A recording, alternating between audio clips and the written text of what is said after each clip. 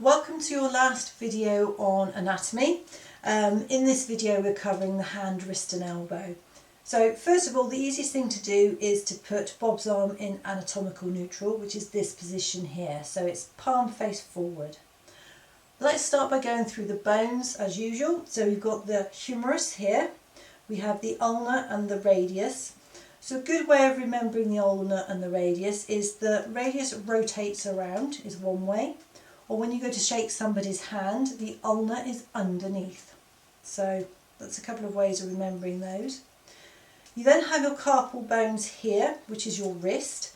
So you don't need to know these individually, but a good one to remember is the scaphoid bone here. This often gets broken in hand sports and can be a bit problematic. So that's one to know, but others are trapezium, trapezoid, capitate, lunate, pisiform, so that's the one you massage with on the ulnar side, and then you've got hamate there. It looks like a little hammer, that one. So unless you're going to specialise in the hand, wrist and elbow, potentially you don't need to worry about learning those individually just yet. Then have your metacarpals, which make up your palm, so this part of your hand, and then your phalanges, so just like your toes, it's your fingers. The fingers have 3 bones and the thumb has 2.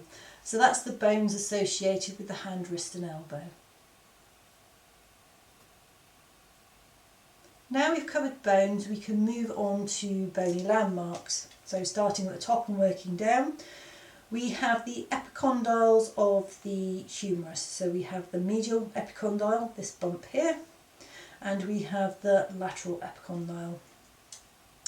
We then have the head of the radius and the styloid process of the radius, the styloid process of the ulna, and then if I can get Bob just to turn his arm around, the olecranon. So it's the bony prominence at the end of the elbow. This is the bit you massage with, so it's this bit here, and that's the olecranon. So that's the bony landmarks you need to know for the hand, wrist and elbow. Now we've covered bones and bony landmarks, let's move on to joints. So first of all, the elbow joint, it's a hinge joint, it allows flexion and extension, very limited. It is actually made up of 2 different articulations though, so you have your humeral radial joint or articulation and your humeral ulnar articulation on this side here. So hinge joint made up of 2 articulations. The other joint you've got here, which allows a pronation and supination, so that motion, is your radial-ulnar joint, and you have a proximal one and a distal one. We're not going to go through the joints of the wrist or the fingers, but for example that would be the metacarpophalangeal joint or the proximal phalangeal joint, but you don't really need to know stuff like that unless you're actually going to specialise in hand, wrist and elbow. So that's all the joints you need to know for the hand, wrist and elbow.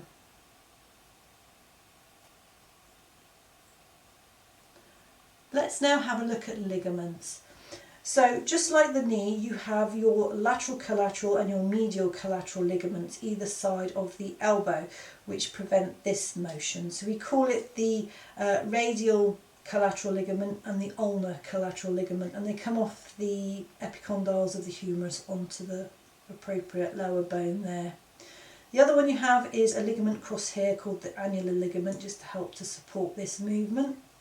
And then down the bottom you have your radiocarpal ligament, which comes here, and your ulnar carpal ligament, which comes this side, and this just helps to control ulnar and radial deviation. Before we move on to muscles, I just want to go through a couple of quick additional structures. So first of all, you have the interosseous membrane, like in the lower leg, so it runs between the ulna and the radius, so it helps to keep the bones stable, but it also is a good site for muscle attachments. You then also have retinaculum, so again they're strap-like structures that go across to help prevent or help stabilise and guide tendons and nerves and things.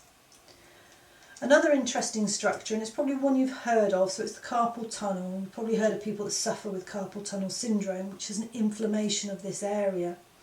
So the carpal tunnel is made up of bony prominences through here, and then the flexor retinaculum comes across to complete the tunnel.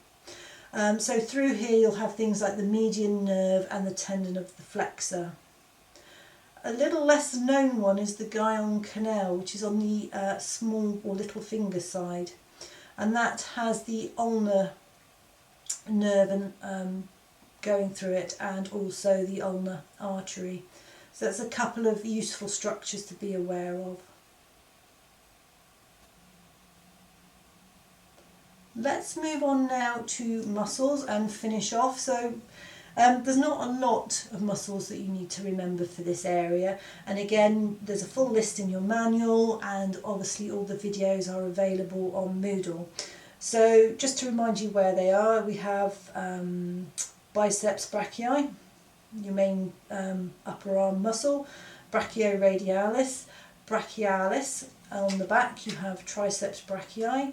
And then on the lower arm, all we think about is the common flexors, or the common wrist flexors, and the common wrist extensors. And that's the only muscles you need to know. So with the common ones at the bottom, this is a collection of muscles. And you could learn them individually, but at the moment I wouldn't recommend it. Just stick to common wrist flexors and common wrist extensors. So that is everything now that you need to know for the hand, wrist and elbow. So you've been through all your anatomy and physiology additional information that you need. Don't forget you can visit any of these videos anytime you like, just to remind yourself. So now you've completed this, you can move on to the quiz and then start on your next section.